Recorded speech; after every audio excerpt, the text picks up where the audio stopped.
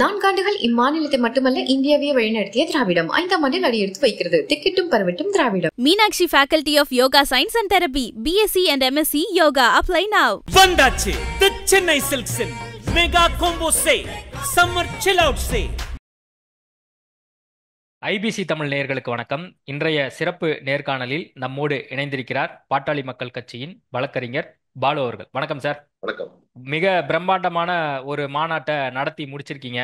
கிட்டத்தட்ட அந்த கூட்டத்தெல்லாம் நாங்கள் பார்த்தோம், நேற்று லைவ் விஷுவலாகவும் பார்த்தோம். எப்படி இருக்கு உங்களுடைய உணர்வு? கிட்டத்தட்ட ஒரு 12 வருஷம் கழிச்சு நடத்தி முடிச்சிருக்கீங்க. எவ்வளோ லட்சம் மக்கள் வந்திருப்பாங்க ஒட்டுமொத்தமா? அதாவது ஒரு பிரம்மாண்டம், அந்த பிரம்மாண்டமான நிகழ்ச்சியில் கலந்து கொண்டு விட்டு முதலாக உங்களோடு இந்த நிகழ்வில் பேசுவதில் மகிழ்ச்சி அடைகின்றேன். நீங்கள் தெரிவித்ததை போன்று 12 ஆண்டுகளுக்கு பிறகு நடைபெற்ற மாநாடு. இந்த மாநாட்டை வெற்றிகரமாக நடத்த வேண்டும் என்று நாங்கள் பல்வேறு முயற்சிகளை, அதற்கான மாநாட்டு ஏற்பாடுகளை மாநாட்டு குழுவினுடைய தலைவராக இருந்த செயல்பட்டு சிறப்பாக செயல்படுத்தக்கூடிய மருத்துவர் அன்புமணி ராமதாஸ் அவர்கள் அதற்கான முழு ஏற்பாடையும் முன்னின்று நடத்தி மிக பிரம்மாண்டம், நினைத்து பார்க்க முடியாத அளவிற்கு இந்த மாநாட்டை நடத்தியிருக்கிறோம். 15 லட்சம் மக்கள் இந்த மாநாட்டிலே கலந்து கொண்டிருக்கிறார்கள். இந்த மாநாட்டில் மாநாட்டு திடலுக்கு, அந்த மாநாடு நடைபெற்ற இடத்திற்கு வர முடியாமல் ஆயிரக்கணக்கான வாகனங்கள் அந்த இடத்திற்கு வர முடியாமலேயே திரும்பி இருக்கிறது. பல்வேறு ஊர்களிலிருந்து வந்தவர்கள் திருக்கழுக்குன்றம், செங்கல்பட்டு, திருப்போரூர் போன்ற பகுதிகளில் அங்கேயே போக்குவரத்து நெரிசலில் சிக்கி அதற்கு பிறகு வர முடியாத சூழல் ஏற்பட்டிருக்கிறது. எனவே அதில் ஒரு ஒரு ஒரு லட்சம் 2 லட்சம் பேர் அதை இருந்திருப்பார்கள். இப்படி ஒரு பிரம்மாண்டமான மாநாடு. நான் என்னுடைய அரசியல் வாழ்க்கையில் நான் இதுவரையில் தமிழகத்தில் இப்படி ஒரு மாநாட்டை கண்டதில்லை.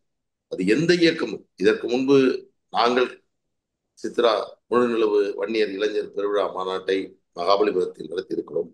அதையெல்லாம் விட மிக பிரம்மாண்டமான ஒரு மாநாடு நடைபெற்றது.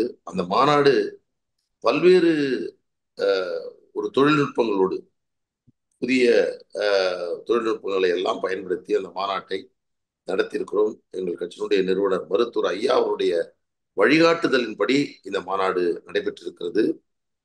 இந்த மாநாட்டை சிறப்பாக நடத்துவதற்கு பல்வேறு குழுக்கள் அமைக்கப்பட்டு அந்த குழுக்கள் அதனுடைய நிர்வாகங்கள் மேற்கொள்ளப்பட்டது. தமிழகம் முழுவதும் இருந்து ஒவ்வொரு மாவட்டமாக, ஒவ்வொரு சட்டமன்ற தொகுதியாக, ஒவ்வொரு ஒன்றியமாக அதற்கென்று தனியாக இந்த மாநாட்டு பொறுப்பாளர் நியமனம் செய்யப்பட்டு அவருடைய மேற்பார்வையில் இந்த மாநாட்டை நடத்தியிருக்கிறோம். உங்களை போன்ற பத்திரிகையாளர்களும், பிற அரசியல் இயக்கத்தை சார்ந்தவர்களும், பிற சமுதாயத்தை சார்ந்தவர்களும் இந்த மாநாட்டில் தொடர்ந்து இப்பொழுது இன்றிலிருந்து தொடர்ந்து எங்களுக்கு வாழ்த்து தெரிவிக்கிறார்கள். அவர்கள் பார்த்து இது பிரம்மாண்டமான ஒரு மாநாட்டை நடத்தியிருக்கிறார்கள் என்று தங்களுடைய மகிழ்ச்சியை எங்களுக்கு தெரிவித்து வருகிறார்கள். அந்த வகையில் ஒரு நினைத்து பார்க்க முடியாத ஒரு பெரிய பிரம்மாண்டமான மாநாட்டை நடத்தினோம் என்ற மனநிறைவோடு உங்களிடத்தில் நான் பேசிக்கொண்டேன். நம்ம ஆள வேண்டும் அப்படிங்கிற ஒரு கான்செப்டை நேற்று பேசும்போது 2 பேரும் பேசியிருந்தாங்க. நாம ஆள வேணும்னா எப்படி? 2026 31 எப்போ, எந்த அடிப்படையில் அவர் சொல்றாரு? எந்த ஒரு உலகமாக இருந்தாலும் பெரும்பான்மை மக்கள் ஆளப்பட வேண்டும், சிறுபான்மை மக்கள் பாதுகாக்கப்பட வேண்டும், ஆட்சி அதிகாரத்தில் அனைவருக்கும் பங்களிக்கப்பட வேண்டும். இன்றைக்கு தமிழ்நாட்டில் பெரும்பான்மை சமுதாயமாக இருக்கக்கூடிய வன்னியர் சமுதாயம் இதுவரையில் ஆட்சி செய்யக்கூடிய வாய்ப்பு, ஆட்சி செய்த முதல்வர்களில் ஒருவர் கூட வன்னியராக இல்லாத நிலை தமிழ்நாட்டில் மட்டும்தான் இருக்கிறது. கேரளாவில் இருக்கிறதா? ஆந்திராவில் இருக்கிறதா? கர்நாடகாவில் இருக்கிறதா? இந்தியாவில் இருக்கக்கூடிய பிற எந்த மாநிலங்களில் வேண்டுமானாலும் எடுத்துக் கொள்ளுங்கள். ஆனால் இங்கே பெரும்பான்மை சமூகத்தை சார்ந்தவர்கள் ஆட்சி செய்ய முடியாத நிலை இருக்கிறது என்பது, அந்த ஆட்சி அதிகாரத்தை பெற வேண்டும் என்று தன் சமுதாய மக்களுக்கு மருத்துவர் அன்புமணி ராமதாஸ் விட்டிருக்கக்கூடிய அந்த வேண்டுகோள் என்பதும் அறைகோள் என்பதும் மிக மிக அவசியமானது. ஏனென்றால் இந்த நிலை தமிழகத்தில் உருவானால் அனைத்து சமுதாய மக்களும் பயனடைவார்கள். அதைத்தான் நாங்கள் இந்த மாநாட்டின் மூலமாக எங்களுடைய தகவலாக நாங்கள் தெரிவித்திருக்கிறோம். ஆட்சி அதிகாரத்தை நோக்கிய எங்களுடைய பயணம் செல்லும். அதான் இப்ப நீங்க இப்படி சொல்லியிருக்கீங்க. கூடுதலா வந்து இப்ப ராமதாஸ் அவர்கள் பேசும்போது என்ன சொல்றாரு, நம்ம வந்து உழைக்காமலாம் இருக்கோம். பாமகவுல நிறைய பேர் உழைக்காமலாம் இருக்கீங்களாமே, ஏன் உழைக்க மாட்டேங்கிறீங்க? ரொம்ப வருத்தப்படுறாரு. அதாவது எங்கள் கட்சியினுடைய நிறுவனர், எங்களை உருவாக்கியவர், இந்த இயக்கம் வலுப்பெற வேண்டும், ஆட்சி அதிகாரத்தை பெற வேண்டும், நல்ல அரசியல் இயக்கமாக மலர வேண்டும், இது எல்லோருக்கும் இருக்கக்கூடியதுதான். இன்னைக்கு திமுக ஆளும் கட்சியாக இருக்கிறது. வரக்கூடிய தேர்தலுக்காக எத்தனை புதிய அமைப்புகளை, புதிய நிர்வாகிகளை உருவாக்கக்கூடிய பணிகளை அவர்கள் மேற்கொள்ளுகிறார்கள். எனவே எங்கள் ஐயா அவர்கள் சுட்டிக்காட்டியபடி எங்களுடைய முழுமையான எங்கள் செயல்பாட்டை, எங்களுடைய உழைப்பை இந்த இயக்கத்திற்காக நாங்கள் வழங்குவோம். ஒரு பலமான ஒரு இயக்கமாக இதை மாற்றுவதற்கான முயற்சிகள் இருப்போம். இது நல்லெண்ணத்தில் சொல்லப்படுகிற ஒரு செய்தி. இதை நாங்கள் ஒரு பாசிட்டிவா நாங்கள் இல்ல அதான் உழைக்கிறதுங்க கம்மியா இருக்கிறது அப்படிங்கறத அவர் சொல்றாரு. தனிச்சு கூட நம்ம 4 இடத்துல வெற்றி பெறோம், கூட்டணியா சேர்ந்து நம்ம ஒரு 5 இடம் தான் வெற்றி பெறோம், கொஞ்சம் உழைக்க கத்துக்குங்க. அப்படி இல்லாட்டி நான் புது ஆளை போடுறதுக்கு ரெடியா இருக்கேன், இளைஞர்கள் பட்டாலும் அத்தனை பேர் ரெடியா இருக்காங்க அப்படிங்கிறாரு. அவர் சொல்வதில் ஒரு உண்மை இருக்கு. நல்லா நீங்க புரிஞ்சுங்க. தனியாக போட்டியிட்டு 4 இடங்களில் வெற்றி பெற்றோம். ம். இன்றைக்கு கூட்டணியிலிருந்து 20 இடங்களை பெற்றிருக்கிறோம், 6 நாடாளுமன்ற உறுப்பினர்களை பெற்றிருக்கிறோம். ஆனால் பிற்காலத்தில் இப்பொழுது பார்த்தீர்கள் என்றால் தற்பொழுது 5 சட்டமன்ற உறுப்பினர்கள், அதுவும் கூட்டணியில். ஆமா. எனவே சில இடங்களில் 4000 ஓட்டு, 5000 ஓட்டு என்று குறைவான வாக்குகள் வித்தியாசத்தில் ஏறக்குறைய ஒரு 10 இடங்களை கடந்த தேர்தலில் நாங்கள் தவறியிருக்கிறோம். எனவே அதையெல்லாம் நாம் மாற்றி அதிகமான இடங்களை பெறுவதற்காக பாடுபட வேண்டும் என்று சொல்லுகிறார். எனவே அந்த அடிப்படையில் தான் இந்த செய்தியை அவர் சொன்னார். அதான் உங்க நாட்கள்லாம் எண்ணிக்கொண்டிருக்கிறோம் அப்படிங்கிறாரு. எல்லாம் ஸ்ட்ரிக்டா வாட்ச் பண்றாங்களாமே நிறைய. ஒரு அரசியல் இயக்கம், ஒரு கட்சியின் அதனுடைய தலைமை என்று சொன்னால் ம். கட்சி தொண்டர்கள், நிர்வாகிகளுடைய செயல்பாடுகள் என்பதை கவனித்துக் கொண்டுதான் இருப்பார்கள். இது இயற்கையானது. இப்போது கூட தமிழக அமைச்சரவையில் சில மாற்றங்கள் மேற்கொள்ளப்பட்டது. எதற்காக செய்தார்கள்? ஏதோ அவர்களுக்குள் ஒரு முடிவெடுக்கிறார்கள், செய்வார்கள். ஒருத்தருக்கு பதவி வருவது என்பதும், புதியவர்கள் பதவிக்கு வருவது என்பதும் இது ஒரு சுழற்சி முறையானதுதான். யாருக்கும் எந்த பதவியும் நிரந்தரமானது இல்லை என்பதை நாங்கள் உணர்ந்து கொண்டவர்கள். நிச்சயமாக இது நல்ல ஒரு நிலைக்கு எங்கள் இயக்கத்தை கொண்டு செல்வதற்கு இது பயன்படும். ராமதாஸை ஏமாத்த முடியாது, நான் வயசாயிடுச்சு, என்னை ஏமாத்தலாம் நினைக்காதீங்க அப்படின்னு சொல்றாரு. ஒரு வெளிப்படையா நிறைய விஷயங்கள் பேச முடிஞ்சதை நம்ம பார்த்தோம். என்ன காரணம் பாருங்க, இது எங்கள் கட்சியினுடைய உட்கட்சி தொடர்புடைய விஷயங்கள். ம். எங்கள் கட்சியினுடைய தொண்டர்களுக்கு, நிர்வாகிகளுக்கு சொல்லக்கூடிய செய்திகள். இதை நான் பொதுவெளியில் உங்களோடு சேர்ந்து விவாதிப்பது என்பதும், உங்களுக்கு நான் உங்கள் சந்தேகங்களுக்கு பதில் சொல்வது என்பதும் இந்த நேரத்தில் இது தவிர்க்கப்பட வேண்டிய ஒன்று. ஏனென்றால் எங்கள் கட்சியினுடைய உட்கட்சிகள் தொடர்புடைய பிரச்சனை. அதோடு மட்டுமல்ல, ஒரு ஒரு இயக்கம் அதனுடைய இருக்கக்கூடிய ஒவ்வொரு கட்சியிலும் புதிய மாவட்ட செயலாளர்கள் நியமிப்பது, மாவட்டங்களை பிரிப்பது, ஒன்றியங்களை பிரிப்பது, இது போன்ற புதிய ஒரு நிர்வாக முறைகளை மாற்றி அமைப்பது எல்லாம் தொடர்ச்சியாக நடந்து கொண்டு. இல்ல அவர் பேசும்போது கட்சிக்குள்ள நிறைய உள்ளுக்குள்ளேயே நிறைய கூட்டணிலாம் இருக்கு, தெற்கு மேற்கு அப்படின்லாம் பிரிஞ்செல்லாம் இருக்கீங்க அப்படின்லாம் சொல்றாரு. எங்க ஐயாவை நீங்க இன்னைக்குதான் பாக்குறீங்களா? அவர் எப்பொழுதுமே வெளிப்படையாக தன் மனதில் பட்டதை பேசக்கூடியவர். அந்த அடிப்படையில் சொல்லியிருக்கிறார்.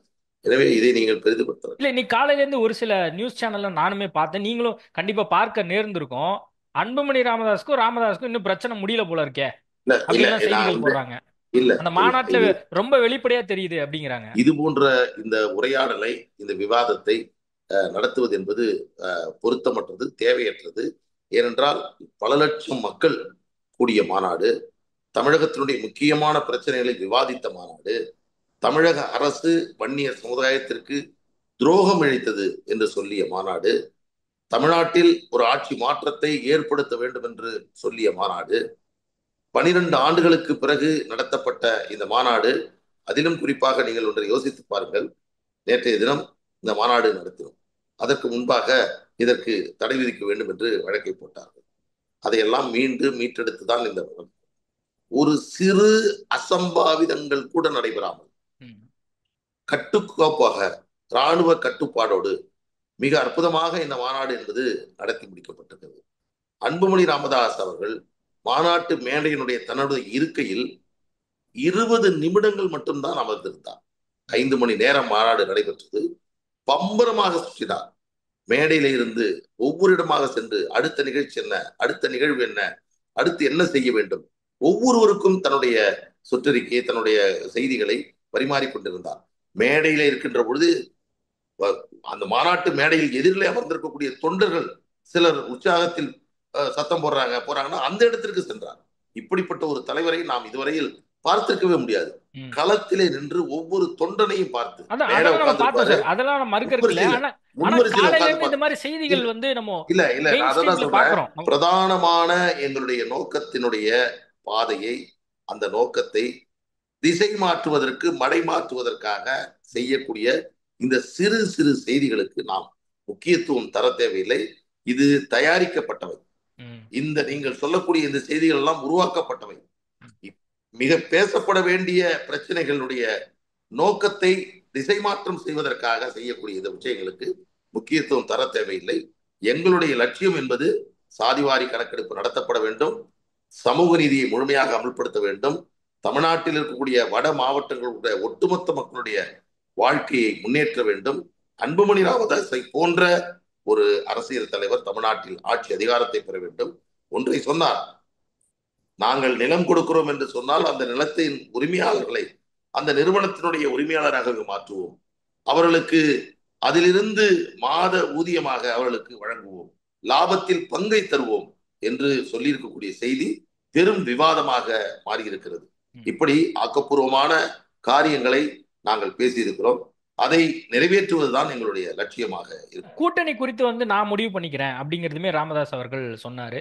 இப்ப இந்த மாநாடு எந்த அளவுக்கு தாக்கத்தை ஏற்படுத்த போகுது அப்படிங்கிறது வரக்கூடிய நாட்கள்ல வந்து பார்க்கப்படும். இது வரைக்கும் நம்ம எந்த கூட்டணியுமே இல்லை அப்படின்னா. இல்ல இல்ல அதாவது எப்பொழுது தேர்தல் வருகின்ற பொழுதும், போன நாடாளுமன்ற தேர்தல், அதற்கு போன தேர்தல், சட்டமன்ற தேர்தல், தேர்தல் வருகின்ற பொழுதுதான் ஒவ்வொரு அரசியல் கட்சியும், அது பாமக மட்டுமல்ல, எந்த அரசியல் கட்சியாக இருந்தாலும் அவர்கள் அந்த தருணத்தில் அந்த அரசியல் சூழலுக்கு ஏற்றவர்கள் ஒரு கூட்டணி அமைப்பது என்பது இயல்பு. அந்த அடிப்படையில் இப்பொழுது நாங்கள் தேசிய ஜனநாயக கூட்டணியில் இருக்கிறோம்.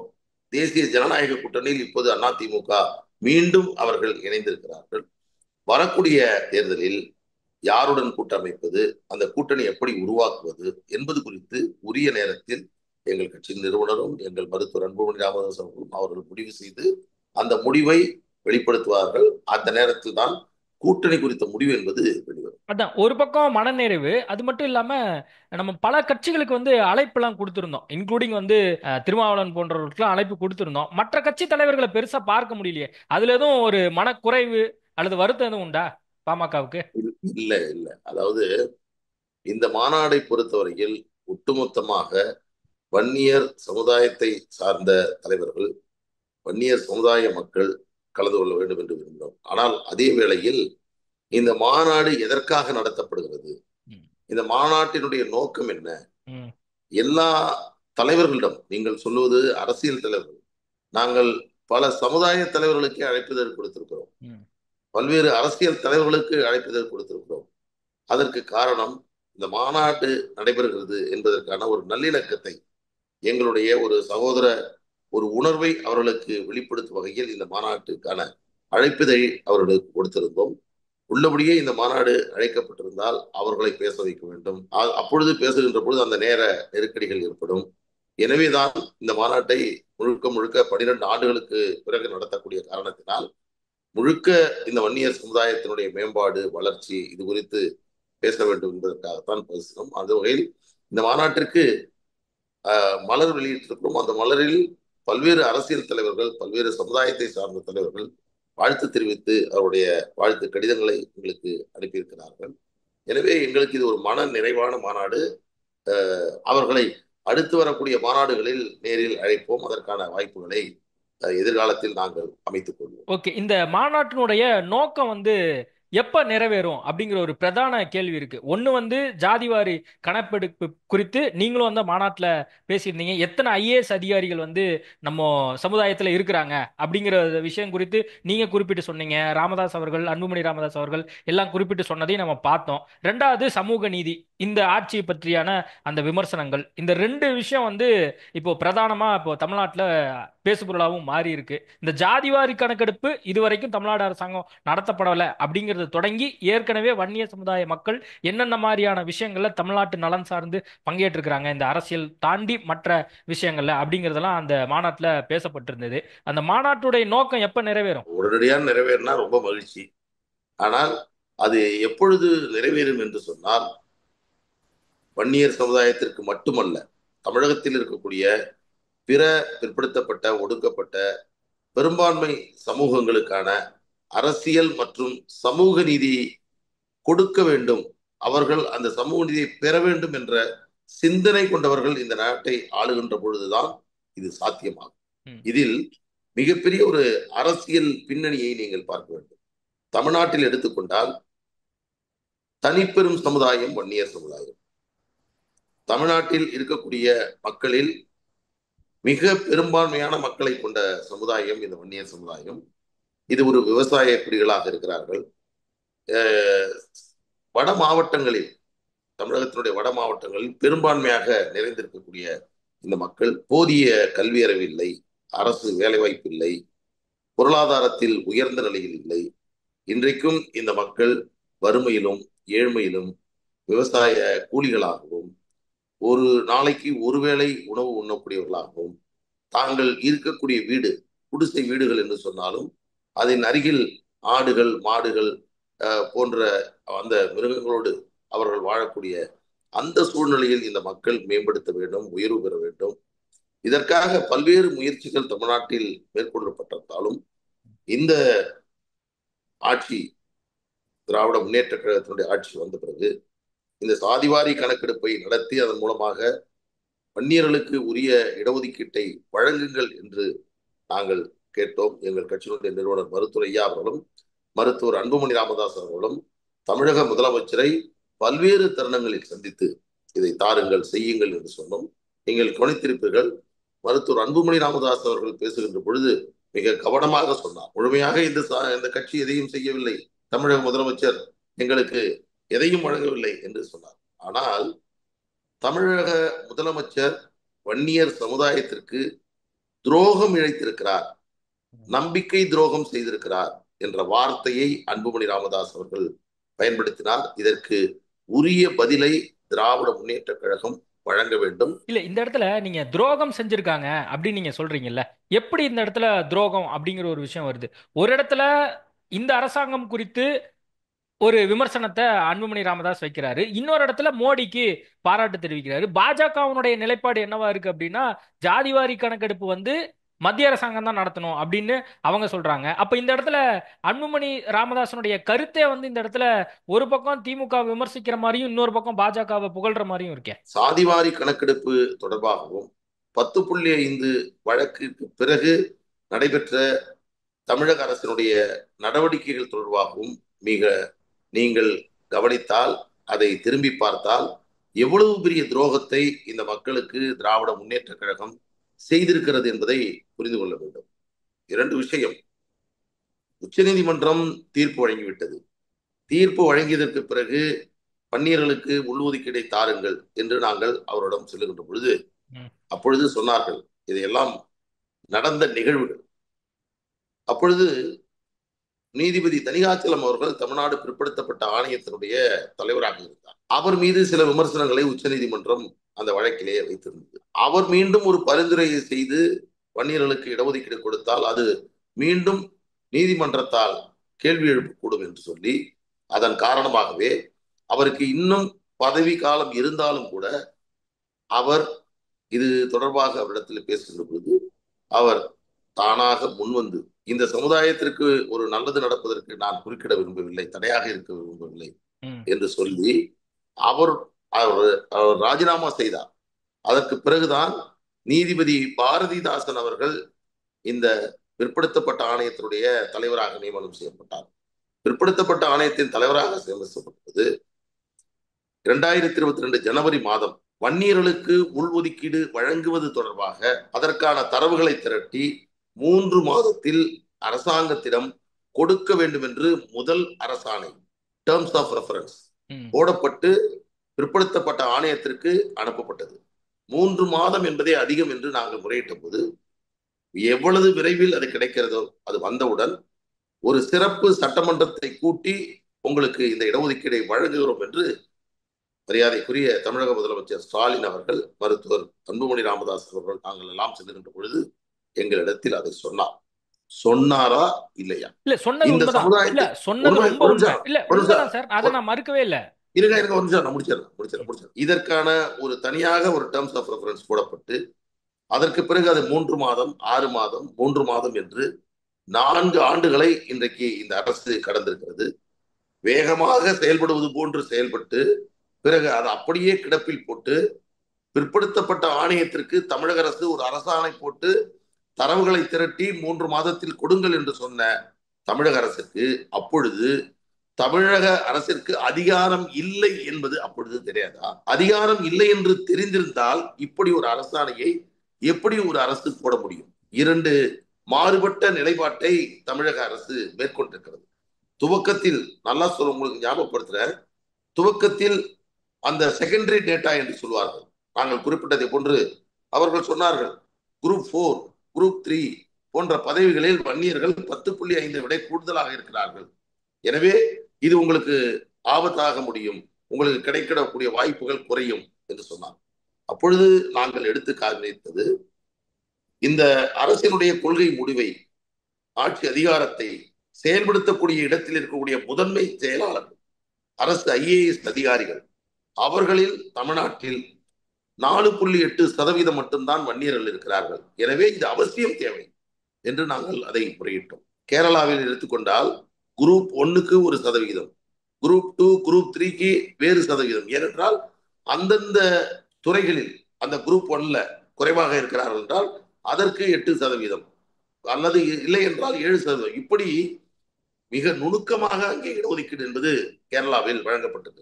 ஆனால் இதையெல்லாம் கருத்தில் கொள்ளாமல், பொருட்படுத்தாமல் அதை அப்படியே கிடப்பில் போடப்பட்டுவிட்டு, எங்களுக்கு அது கூட வருத்தம் இல்லை, உங்களுக்கு தர முடியாது என்று கூட அவர்கள் சொல்லட்டும், ஆனால் மாநில அரசுக்கு சாதிவாரி கணக்கெடுப்பு நடத்த அதிகாரம் இல்லை என்று சொன்ன திராவிட முன்னேற்ற கழகம் சமூக நீதிக்கே அவர்கள் துரோகம் செய்திருக்கிறார்கள்.